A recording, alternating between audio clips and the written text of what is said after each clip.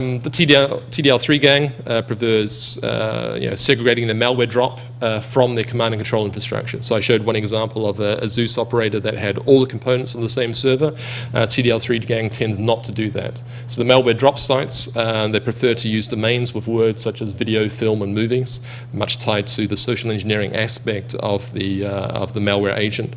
The command and control servers, meanwhile, they tend to like the word art or arts inside the domains that they're registering and actually taking control of. The rootkit, so TDL rootkit is also a loader, so it can download many more variants of other people's malware. So it infects the build up of botnets of 400, 800,000 machines, and they install other people's bot agents and other people's malware on those machines for a fee. So to give you an example of command and control servers, interesting enough, so this is one command and control server on the IP address 6666, and as you'll see, that is a command and control server sitting inside the US Department of Defense. They have multiple domain names and command and control channels that are pointing into there. So these circle ones here, you'll see the theme of art and arts actually appearing in this. Now, when you have a look at the type of structure, so one of the domain names there, the fineartstalk.com, you start seeing where the IP address is pointing to, where the A records are, and where the name servers are. Now, the A record is obviously pointing to where the web server is, where the command and control services are running, but the name servers are really going to provide the biggest fingerprint for their infrastructure. And so here we see the name servers pointing through to effectively servers that are hosted inside Optical Jungle and the Planet. And when I have a closer look at that, then you have a look at another domain here that are being used. So this malwarehomearts.com, a different one, a different domain, and we see recycling of the name server infrastructure. And this particular one, also ties back to the same DoD exploited server. So in general, the TLD3 gang focuses on exploitation of servers through multiple methods, but mostly SQL injection, and point those at their DNS, at their state of authority DNS. Typically, they focus on the spam and drive-by downloads and client exploits, where what they're trying to do is building big botnets, and where they sell access to those botnets to other operators. So what about the modular side, modular botnet command and control? So, frankly, the AV industry is pretty screwed up on this, I think. Zeus, one of the names that you'll hear, also goes by Zbot, PRG, Wins Program, so it's Wins Poem, Gorehacks, and Neba. No one really agrees what the name is, but Zeus seems to be one that I tend to use the most. And it's also labeled as a Trojan horse, and that steals banking information. That hasn't been true for several years. If it only stole banking credentials, that would be great. It does a lot more than that. So, botnets that are based on the malware, agents tend to guaranteed level confusion. Basically, everything that you see today from the malware perspective from the botnets are multi-use Trojans, multi-function malware. So, looking at something like Zeus, screenshot one here is actually the management console. So this is running on the compromised web server. It's providing uptime and allows me to remotely manage my botnet. Point number two here is showing how I want to get all the credentials back from the victim machines. And this bottom one here is the Zeus builder. So this is the agent that you would run on your machine to generate polymorphic malware variants of Zeus and guarantee that it has no AV detection before you release and infect machines with it. The types of interface you have here, so this is one particular botnet that is focused on password stealing for email accounts, and this is the sniffer view, so it's actually gathering all these data in real time. And we have another screenshot here of the bots that aren't doing anything, so I can now start looking at which ones aren't finished their jobs, finished their tasks, and I can now allocate other tools and other responsibilities to these machines. So when it comes to these types of botnet services, the DIY construction kits for the malware, basically this is easy stuff, easy to install, easy to get acquired. For anyone in this room to be able to build their own botnet and use these types of kits, you need two skills. The first skill is to know how to use Google, and the second skill is to know how to install software on your own machine. If you can master both of those, you are now more than qualified to start building a botnet. Okay. So most compromised environments, are really, sort of a lot of the low-hanging fruits type of vulnerabilities that are being exploited. Now, there are other sort of things. If I have a look at the Zeus file structure, so when you install the command and control services on the server, installed in 3 different folders, there's a couple of files in the root directory, the control panel, and a particular script for receiving data, so the receiver from the bots, has a PHP backend. Okay. Now, interesting enough, it also has a file, geobase.txt, which is probably and only used for GeoIP. It's actually the largest file, so it's 1.5 meg compressed, and this is purely for the way that you manage and allocate activities to your botnet based on GeoIP data. And of course, default configuration files. Snapshot of the system directory, so it installs quite a few different files. Key files really being the configuration file for what the botnet is going to be doing, the global PHP, so the attributes, which also includes the encryption that you're going to be using between the agent. So what instead of using the SSH that maybe using the SSL on the web server, you effectively encodes and encrypts the data at rest before you actually send it up. Okay. HD access for cutting off access and prying views, and for the Jabber Zeus gang, the Jabber class, which is for the Jabber configuration. Now, configuration files are easy to understand, easy to edit. The Botnet Parameters, so here we're seeing all the different functions that can be sent and communicated to a Zeus agent of how to receive data, send data, and all this. So utility bots in action. This is the command language. The Jabber Zeus gang is interesting, so they prefer to do all their command and control over Jabber. And a lot of people tend not to know what Jabber is, but as soon as you mention that Cisco uses it a lot, people go, okay, it might be important.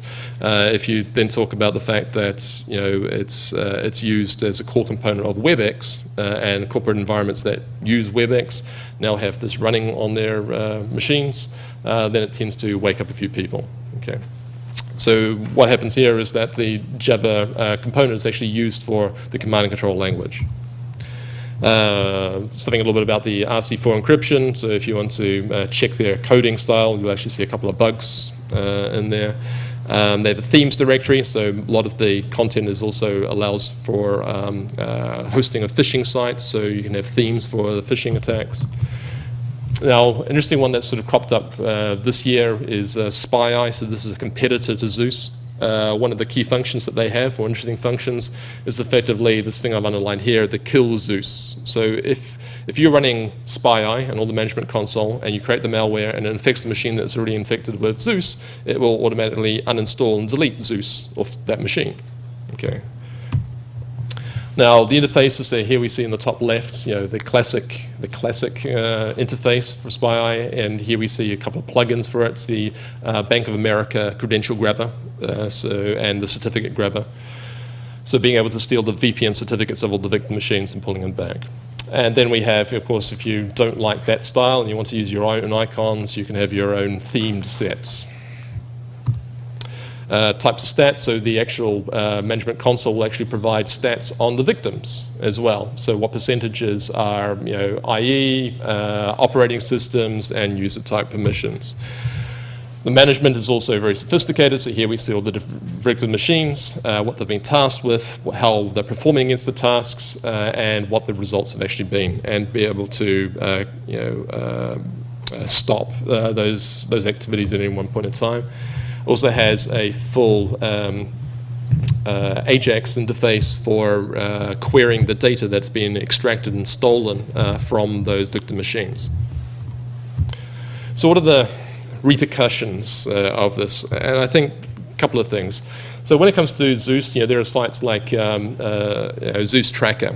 So when these machines, when those web servers are compromised, they eventually do get noticed, especially when the malware gets intercepted, and AV vendors automatically analyze these things, track back who the command and control server exists at, upload those details to something like Zeus Watcher, Zeus Tracker, means that you'll appear on these lists.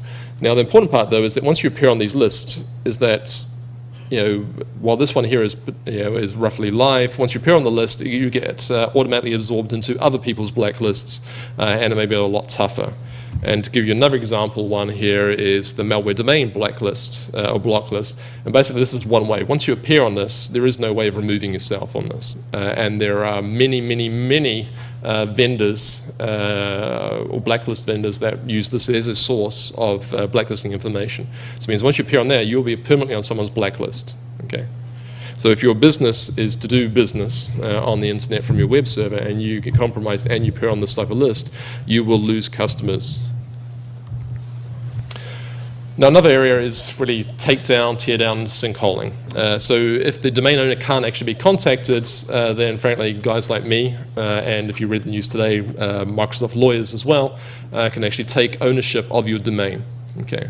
And with that, they can modify the DNS settings for redirection. So taking your DNS, your domain name, pointing at something that we control to make sure that no one else is receiving any command and controls.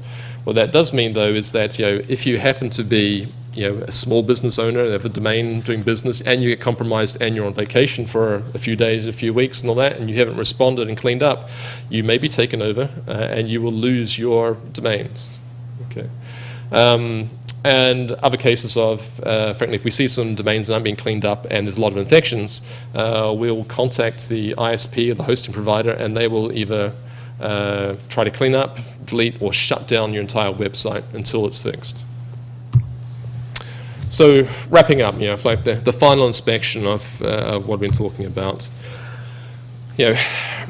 There is a lot of targeting of the web application servers themselves. So there's an entire ecosystem dependent upon hacking the web servers. Now, traditionally, we talk about hacking web servers more for, grins, giggles, and just being, a general pain in the ass. But now, there's a whole monetization system for using these in botnet command and control. They are the backbone of many of the largest botnets around today. Okay,